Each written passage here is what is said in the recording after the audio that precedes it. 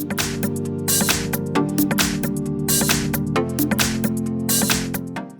we've got DOOGEE S90, and let me show you how to change ringtone on the following device. So at first you have to locate and open the settings. In my case they are located right here. Then go to the sound and now click on phone ringtone. And let me show you the ringtones that you can apply.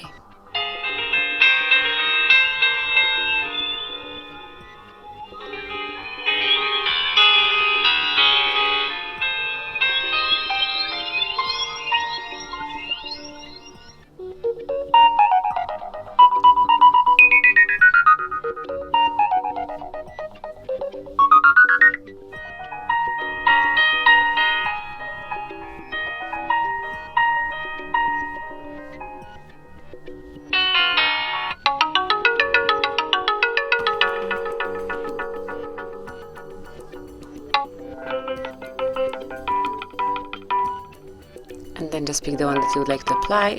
Let me pick the default or maybe confession. Tap on OK, and as you can see it has been changed. So this is it. That would be all. This is how you can change the ringtone in your DOOGEE S90. Thank you for watching.